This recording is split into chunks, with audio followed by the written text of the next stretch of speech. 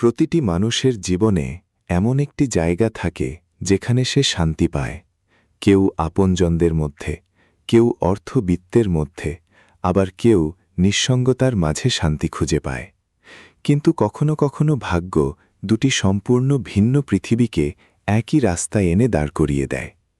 আজকের কাহিনীও তেমনই এক রাত থেকে শুরু হচ্ছে, যেখানে একটি নিষ্পাপ জীবন অন্ধকার, রক্ত আর আতঙ্কের মুখোমুখি হতে চলেছে। আর সেই এক রাতের পর সবকিছু বদলে যাবে। তাই আলো নিভিয়ে দিন, হেডফোন লাগিয়ে নিন আর অনুভব করুন। কিছু মানুষ শান্তি বিক্রি করে, আবার কিছু মানুষ শান্তি হারিয়ে ফেলে। লাহোর থেকে অনেক দূরে, হাইওয়ের চিৎকার ছাপিয়ে এক নির্জন জায়গায় একটি ছোট্ট দোকান আছে, যেখানে প্রতিদিন সকালে ফুল ফোটে আর প্রতি রাতে নীরবতা আরও গভীর হয়। এখানে থাকে ফিরদৌস, ২২ বছরের এক মেয়ে, যার পৃথিবী শুধু রং আর সুবাসের মধ্যেই সীমাবদ্ধ। না আছে পরিবার, না কারোর প্রতি কোনো অভিযোগ, শুধু ফুল আর নিজের একাকিত্ব নিয়েই তার কারবার। আর কয়েক কিলোমিটার দূরে শহরের সেই অন্ধকার দিকে এমন এক লোক থাকে যার নামে মানুষ কেঁপে ওঠে। তার নাম আজলান হায়দার, ২৭ বছরের এক যুবক, যার নাম রক্ত দিয়ে লেখা আর বুক ক্ষতবিক্ষত। তার কাছে সবকিছু আছে, ক্ষমতা, অর্থ, শত্রু, কিন্তু তার কাছে শান্তি নামক কোনো বস্তু অবশিষ্ট নেই। একদিকে নিস্তব্ধ জীবন, অন্যদিকে নিস্তব্ধ মৃত্যু। তারপর এমন এক রাত এলো যখন দুই মেরুর দুটি পথ এক জায়গায় এসে মিশল, যখন ক্ষত আর গুলির লড়াইয়ে অভ্যস্ত এক মানুষ ফুলের জগতে ঢুকে পড়ল। এখন এই শান্তি কি বেঁচে থাকবে নাকি বরবাদ হয়ে যাবে? লাহোর থেকে অনেক দূরে, শোরগোল থেকে বিচ্ছিন্ন এক নির্জন ও শান্ত জায়গা ছিল। হাইওয়ের দীর্ঘ রাস্তার ধার থেকে কিছুটা ভেতরে খালি জমির মাঝে একটি ছোট্ট ফুলের দোকান তৈরি করা ছিল। এখানেই থাকত ফিরদৌস, খুবই ভদ্র আর নিষ্পাপ এক মেয়ে। সে একদম একা থাকত। আশেপাশে না কোনো বাড়ি ছিল, না কোনো বসতি, শুধু দূর পর্যন্ত ছড়িয়ে থাকা নিস্তব্ধ জমি আর হালকা বাতাসে মিশে থাকা ফুলের সুবাস। তার দোকানটি বাইরে থেকে দেখতে খুব সুন্দর লাগত। রংবেরঙের ফুলের টব লাইনে সাজানো থাকত, কিছু ঝুলন্ত, কিছু মাটিতে রাখা। একটি ছোট কাঠের বোর্ডও ছিল যাতে লেখা ছিল ফিরদৌস ফ্লাওয়ার্স। সকালে যখন নরম সূর্যের কিরণ সেই ছোট্ট দোকানে পড়ত, তখন পুরো দৃশ্যটি কোনো সুন্দর ছবির মতো লাগত। ফিরদৌস এখানেই নিজের ছোট্ট দুনিয়ায় সুখে ছিল। মানুষ তাকে খুব কমই চিনত। মাঝে মধ্যে হাইওয়ে দিয়ে যাওয়া কোনো ড্রাইভার বা কোনো বৃদ্ধ মানুষ ফুল নিতে দাঁড়াত, নয়তো এই জায়গাটি প্রায়ই নিঃশব্দ থাকত। আর সম্ভবত এই নীরবতার মধ্যেই ফিরদৌস শান্তি খুঁজে পেত।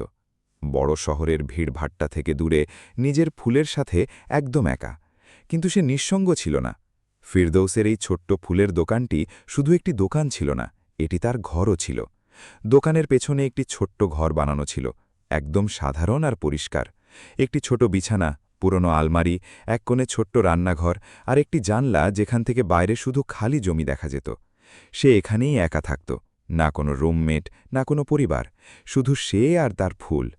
খুব সকালে ঘুম থেকে উঠে সে সবার আগে নিজের ফুলগুলোকে প্রস্তুত করত। তাদের জল দিত, শুকিয়ে যাওয়া ফুলগুলো আলাদা করত আর নতুন গোলাপগুলোকে যত্ন করে সাজিয়ে রাখত। তারপর দোকানের ছোট্ট শাটারটি খুলে বাইরে গিয়ে বসত। কখনো কখনো সারাদিনে মাত্র ২-৪ জন লোক আসত, কিন্তু তবুও সে হাসি মুখে সেখানেই বসে থাকত।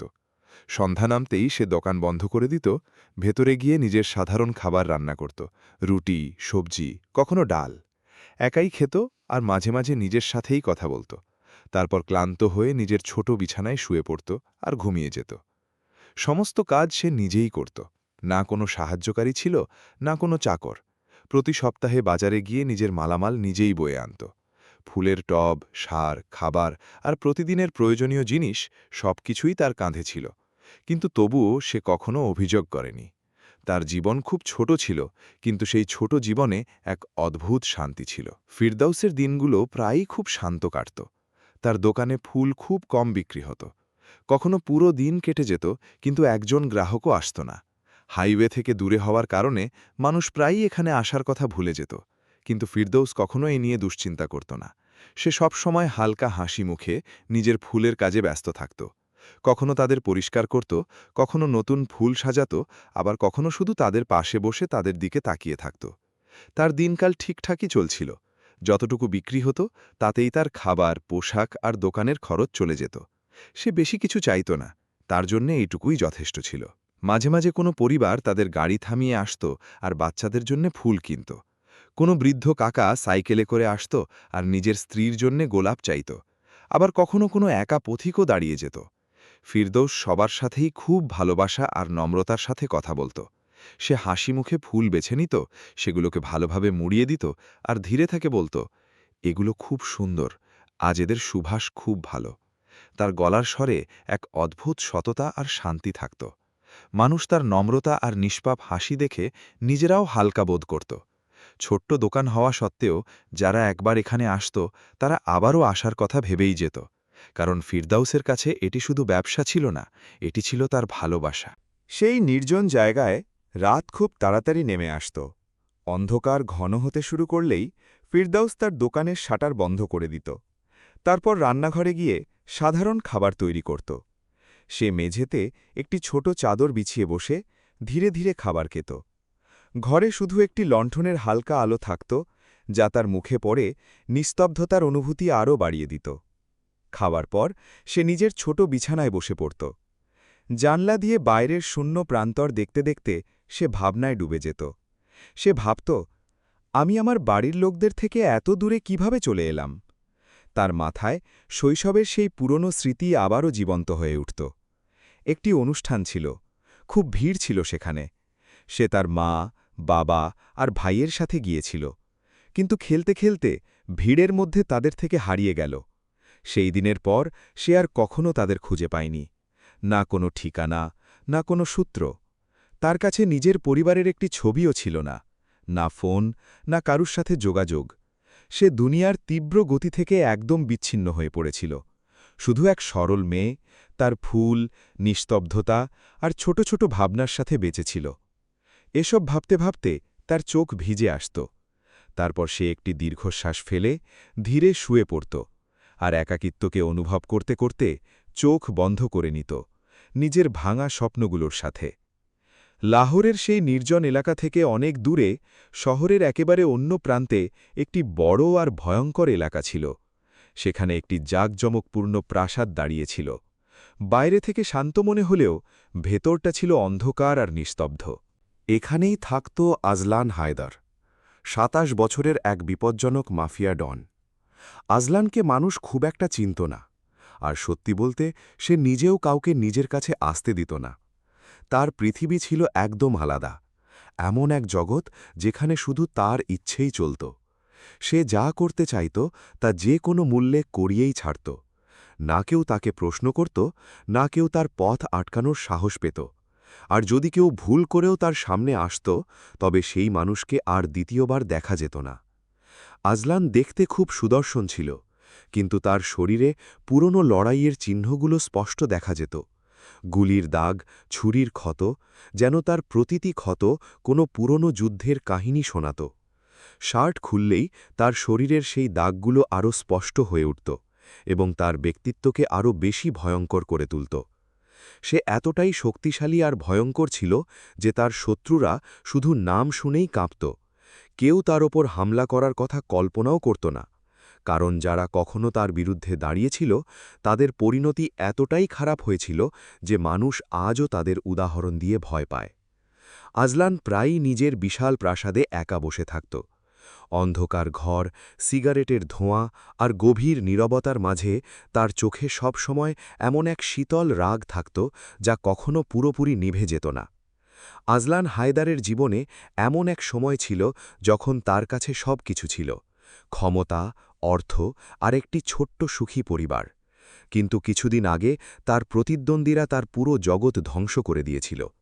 এক রাতে যখন সে কাজের প্রয়োজনে শহরের বাইরে গিয়েছিল, তখন তার বাড়িতে হামলা হয়। তার মা-বাবা এবং তার স্ত্রী, যাকে সে খুব ভালোবাসত, সবাইকে নির্মমভাবে মেরে ফেলা হয়।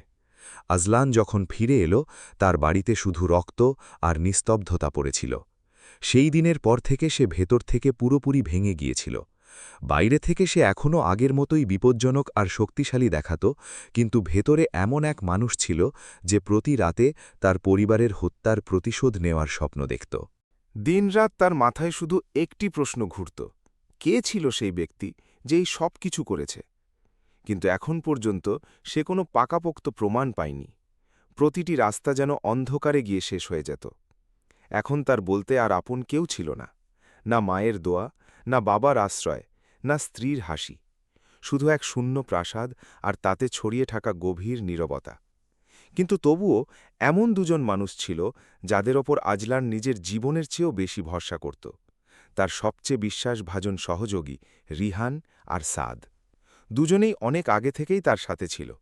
রিহান ছিল তার ডান হাত, শান্ত এবং হিসেবী। সাদ তার প্রধান সেনাপতি, সাহসী আর অনুগত। আজলান এই দুজনকে ছাড়া আর কাউকে পুরোপুরি বিশ্বাস করত না। সে প্রায়ই সারা রাত নিজের অন্ধকার পড়ার ঘরে একা বসে থাকত। ঘরে হালকা আলো, সিগারেটের ধোঁয়া আর তার চোখে সেই পুরনো জ্বলে থাকা রাগ। মাঝে মাঝে সে নিজের ক্ষতবিক্ষত শরীরে হাত বুলিয়ে ধীরে ধীরে বলত, একদিন আমি তাদের সবাইকে খুঁজে বের করে শেষ করে দেব। আজলানের শত্রু কখনো কম ছিল না। শহরে তার নাম শুনলেই মানুষের চেহারা বদলে যেত। কিন্তু এখন তার সবচেয়ে বড় আর সবচেয়ে বিপজ্জনক শত্রু ছিল ওয়ারিস খান। ওয়ারিস ছিল এক বয়স্ক, চালাক আর দয়ালুহীন মানুষ। সে আগে আজলানের বাবার সাথে কাজ করত, কিন্তু সময়ের সাথে তাদের মধ্যে শত্রুতা এতটাই গভীর হয়ে গিয়েছিল যে দুজনেই একে অপরের বিরুদ্ধে দাঁড়িয়ে গেল। আজলান বহু রাত পর্যন্ত ভাবত যে তার পরিবারের সাথে এই সব কিছু কে করল। সে পুরনো প্রতিটি শত্রুর নাম মনে করার চেষ্টা করত, প্রতিটি পুরনো রেশারেশির কথা পুনরায় ভাবত, কিন্তু প্রতিবারই তার হাতে শুধু অন্ধকার আসত। কোনো শক্তিশালী প্রমাণ মিলছিল না। 1 বছর আগে আজলান আর ওয়ারিসের লোকেদের মধ্যে বড় ধরনের লড়াই হয়েছিল। আজলান ওয়ারিসের পুরো নেটওয়ার্ক প্রায় ভেঙে দিয়েছিল।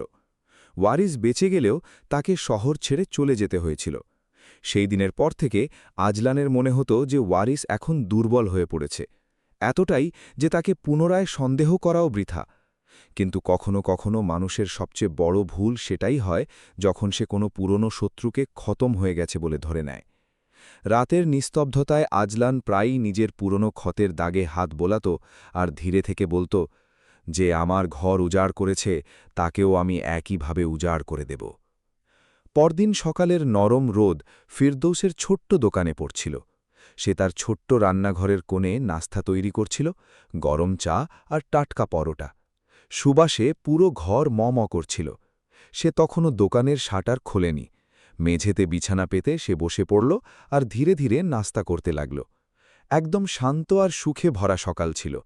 এমন সময় বাইরে দরজায় হালকা শব্দ হল।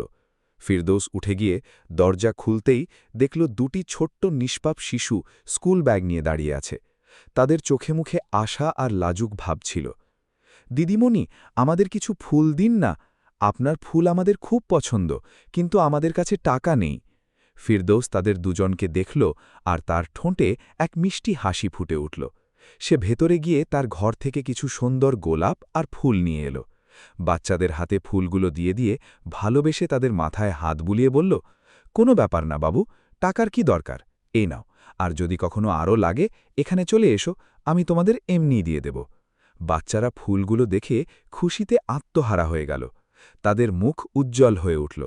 দুজনেই ফিরদৌসকে ধন্যবাদ দিয়ে খুশি খুশি মনে সেখান থেকে দৌড়ে চলে গেল। ফিরদৌস দরজায় দাঁড়িয়ে তাদের চলে যাওয়া দেখতে লাগল। তার চোখে একটি হালকা সুখের ঝিলিক ছিল। ছোট এক আনন্দ তার পুরো দিনটি আলোকিত করে দিয়েছিল। দুপুরের সময় ছিল। আজলান তার পুরনো গুদামের একটি অন্ধকার ঘরে বসেছিল। ঘরে শুধু একটি টেবিল ল্যাম্প জ্বলছিল। তার সামনে কিছু ফাইল আর মানচিত্র ছড়ানো ছিল। সে খুব গুরুত্বপূর্ণ কোনো কাজ করছিল, মুখ কঠোর আর চিন্তায় নিমগ্ন। তখনই দরজা খুলে তার ডান হাত রিহান ভেতরে এলো। রিহান সবসময়কার মতোই শান্ত আর গম্ভীর ছিল। বস, রিহান ধীরে থেকে বলল, আজ রাতে আমাদের বড় একটি চালান বন্দরে আসছে। তারা এখনই কল করে নিশ্চিত করেছে। আমি আর সাদ সেটা আনতে চলে যাই।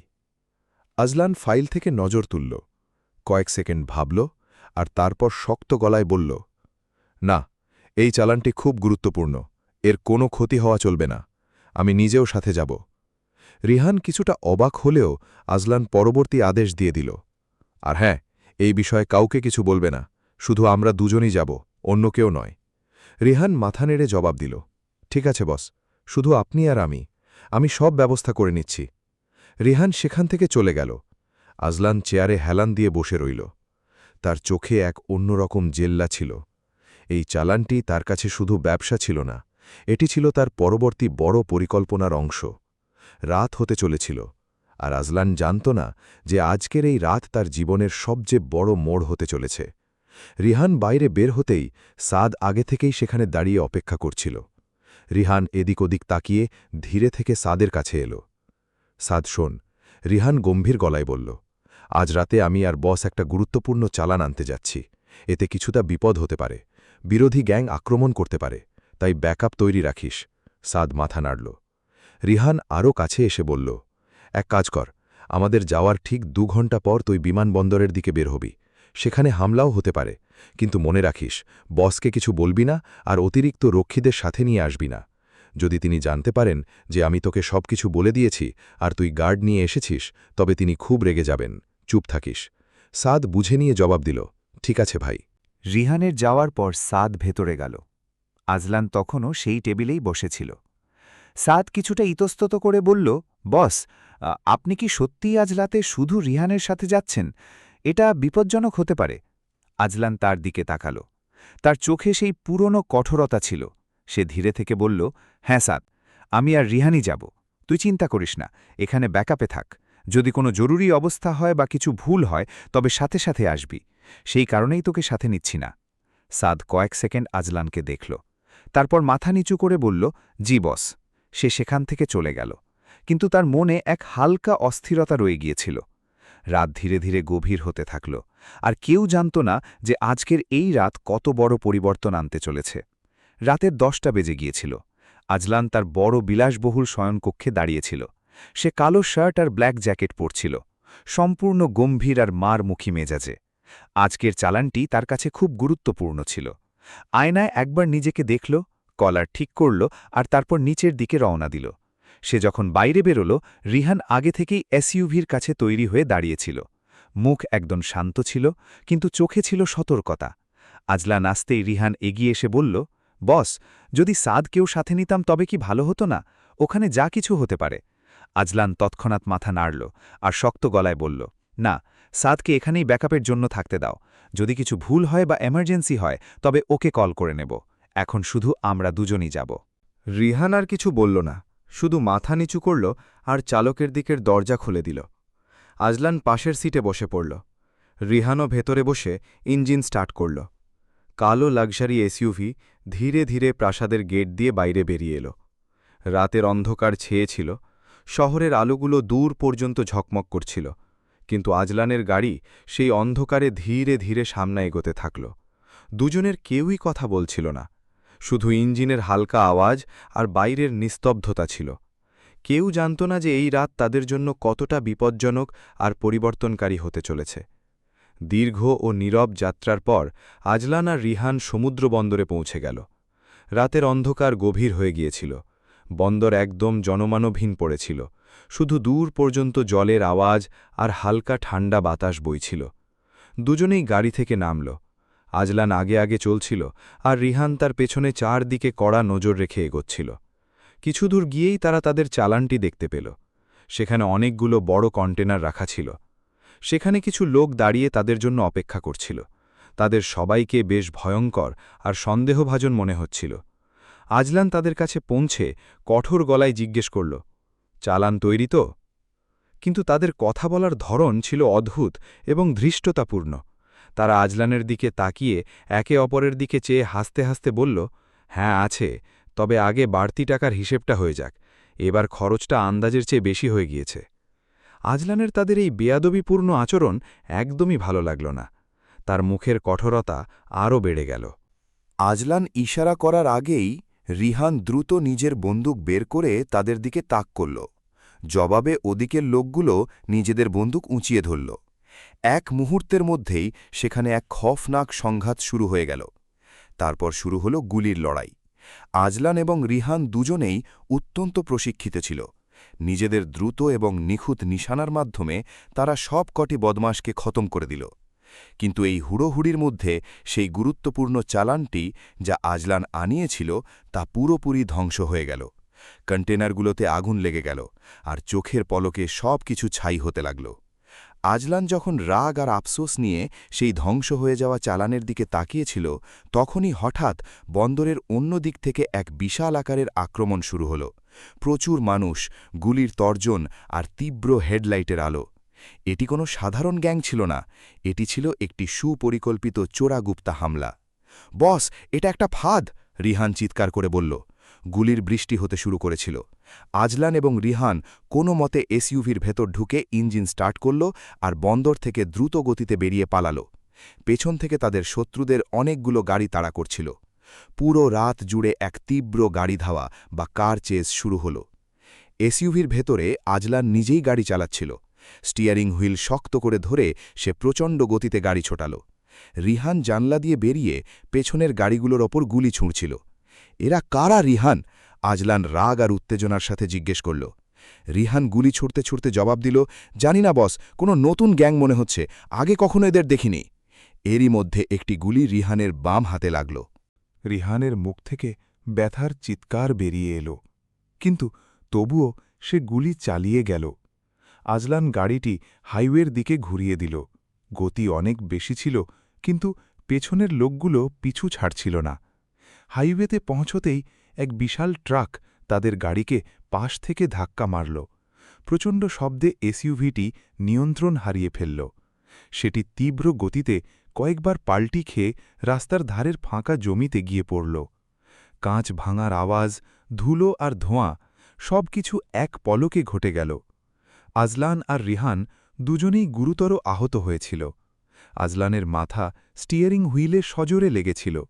তার চোখ জোড়া ধীরে ধীরে বন্ধ হয়ে এল, আর সে অজ্ঞান হয়ে গেল। রিহান খুব কষ্টেই নিজের সিট বেল্ট খুলল এবং জখম অবস্থায় গাড়ি থেকে বেরিয়ে এল। সে কিছুটা দূর পর্যন্ত টলটলে করে গেল, তারপর পেছনে ফিরে অচেতন আজলানকে দেখল, আর পরের মুহূর্তেই সে সেখান থেকে পালিয়ে গেল। আজলানকে সেই অবস্থাতেই হাইওয়ের ধারের নির্জন জমিতে ফেলে রাখা হল। তার অচেতন আর রক্তাক্ত শরীর সেখানে পড়ে রইল, আর রাত আরও গভীর হতে থাকল। কিছুক্ষণ পর আজলানের চোখ ধীরে ধীরে খুলল। তার মাথা ঘুরছিল আর পুরো শরীর ব্যথায় নীল হয়ে আসছিল। সে কষ্টে ওঠার চেষ্টা করে আর এদিক ওদিক তাকায়। রিহান, রিহান, সে ব্যথাদুর কণ্ঠে ডাকল, কিন্তু কোনো জবাব মিলল না। রিহান কোথাও ছিল না। সে আজলানকে সেই অবস্থায় ফেলে রেখে সেখান থেকে পালিয়ে গিয়েছে। আজলানের অবস্থা খুব খারাপ ছিল। তার পোশাকে ধুলোবালি, হাঁপাচ্ছিল সে, আর প্রতিটি নড়াচড়ায় তীব্র ব্যথা হচ্ছিল। তবুও সে নিজের সবটুকু শক্তি সঞ্চয় করে নিজের বন্দুকটি তুলে নিল।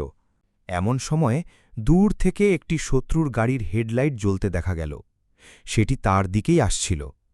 আজলান সাথে সাথে তার বন্দুক তুলে লড়াই শুরু করে দিল। গুলির আওয়াজ রাতের নিস্তব্ধতা চিরে দিচ্ছিল। সে আহত হওয়া সত্ত্বেও দ্রুত গুলি চালাচ্ছিল। যারা আপন ছিল তারা পর হয়ে গেল, যারা পর ছিল তারাই আজ সত্যি প্রমাণিত হল। আমি বলতাম কি, আমার শব্দগুলো আজ আমার থেকে পিছলে গেল, কিন্তু ভেতরে এক আগুন আছে যা গোপনে জ্বলছে।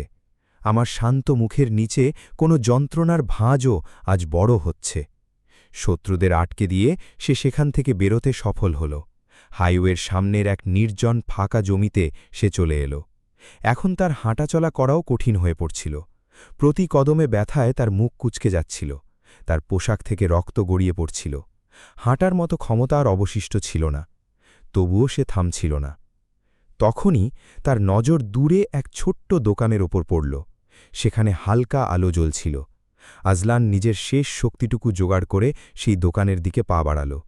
সে খুব ধীরে ধীরে টলতে টলতে এগোচ্ছিল, এক হাতে শক্ত করে বন্দুক ধরা আর অন্য হাতে নিজের রক্তাক্ত পেট চেপে ধরা। প্রতিটি কদম যেন অসম্ভব হয়ে উঠছিল, কিন্তু সে থামল না। সে জানত না যে এই ছোট্ট দোকানটি তার জীবনের সবচেয়ে বড় মোড় হতে চলেছে। রাতের অন্ধকার এখন আরও গভীর হয়েছে। ফিরদৌস তার ছোট ঘরে মেঝেতে বিছানা পেতে ঘুমোচ্ছিল। তার শ্বাস-প্রশ্বাস ছিল ধীর এবং শান্ত। বাইরে পুরোপুরি নিস্তব্ধতা ছেয়েছিল। এমন সময় ধড়াস ধড়াস করে দোকানের বাইরের দরজায় জোরে জোরে শব্দ, নক হল। ফিরদৌস ভয়ে ধরফর করে উঠে বসল। তার বুক দুরু দুরু কাঁপতে লাগল। সে দ্রুত উঠে দরজার দিকে এগিয়ে গেল। কে ওখানে? সে ভীত কণ্ঠে জিজ্ঞেস করল, কিন্তু উত্তরের বদলে আবারও জোরে শব্দ হল। ফিরদৌস ভয়ে ভয়ে দরজাটি সামান্য খুলতেই তার দম বন্ধ হওয়ার উপক্রম হল। সেখানে আজলান হায়দার দাঁড়িয়েছিল, আহত অবস্থায়, পোশাকে রক্ত লেগে আছে, মুখ ব্যথা আর রাগে তছনছ। এক হাতে পেট চেপে ধরেছিল আর অন্য হাতে বন্দুক। সে বন্দুকটি সরাসরি ফিরদৌসের দিকে তাক করল আর ধরা গলায় ক্লান্ত স্বরে বলল, যদি বেঁচে থাকতে চাও তবে আমাকে ভেতরে আসতে দাও। ফিরদৌসের চোখ বড় বড় হয়ে গেল, তার পা কাঁপছিল। বাইরে শুধু অন্ধকার আর নিস্তব্ধতা, আর তার সামনে এক রক্তাক্ত মানুষ বন্দুক হাতে দাঁড়িয়েছিল। তো এই ছিল আজকের কাহিনীর প্রথম অংশ, যেখানে এক শান্ত জীবনের দরজায় মৃত্যু নিজে হেঁটে এসেছে। কিন্তু আসল ঝড় তো সবে শুরু হয়েছে। এই আহত মানুষটি কি শুধুই বিপদ নিয়ে এসেছে, নাকি কারও একাকী জীবনের শান্তি হতে চলেছে? আর সবচেয়ে বড় প্রশ্ন, সেই রাতের পর কি কেউ আগের মতো থাকতে পারবে? যদি গল্পটি আপনার ভালো লেগে থাকে তবে ভিডিওটি লাইক করবেন আর পার্ট 2 এর জন্য চ্যানেলটি সাবস্ক্রাইব করতে ভুলবেন না। দেখা হবে পরের অংশে। দেখার জন্য ধন্যবাদ।